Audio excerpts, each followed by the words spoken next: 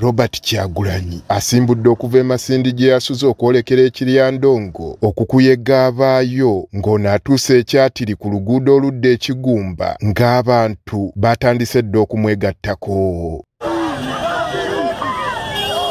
Mu lugendo lwe obwedda asisinkana abawagizi b'ekibiina ki NRM ababasomoozezza.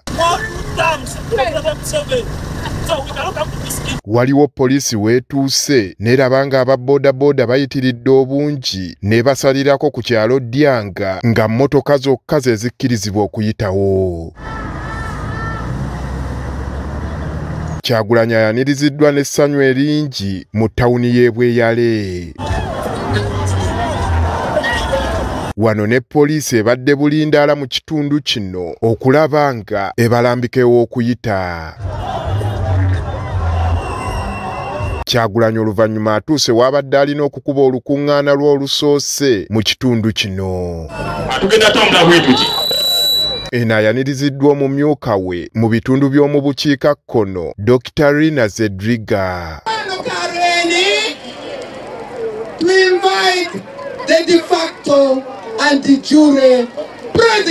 Kyagulanyi mu kwogera kwe alaze obwennyamivu olw'abantu abafiira ku nguudo nga kino okusinga akitadde ku nguudo embi. I am aware of the poor situation of our roads. Just 2 days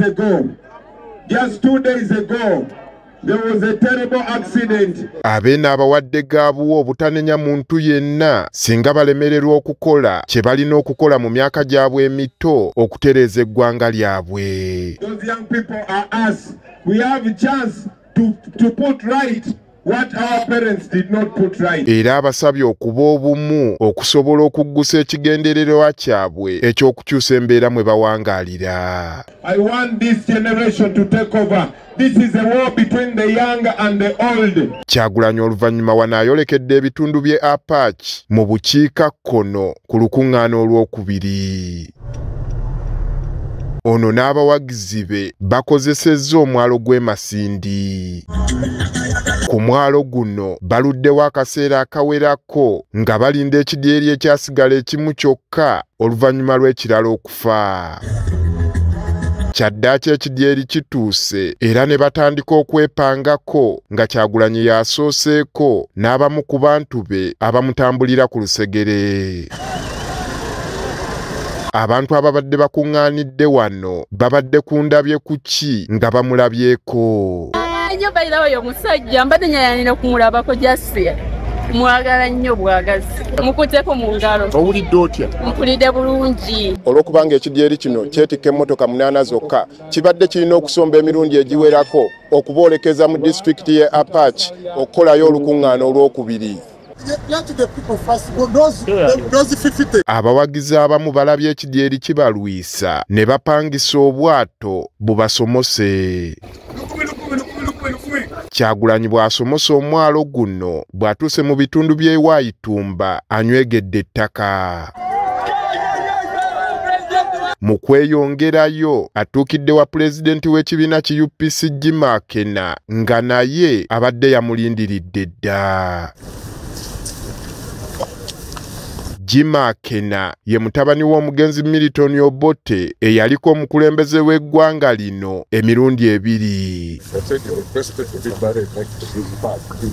Bano beevumbye akafuba okumala akabanga akawerako akatakkiriziddwamu bannamawulire. Oluvannyuma bafulumya amaka gano nga bali mu mmotoka ya Akena era n'amuvuga butereevu okumutwala ku bijja bya kitaawe Apollo Milton Obote mu bitundu by'e Akokolo.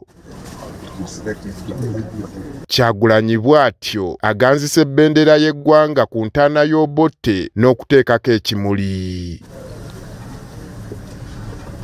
Ono atenderezza ekikolwa ekyoleseddwa Akena n'ategeeza nti kirina akabonero akakusike ke kiraga. We are honored to have this in our generation.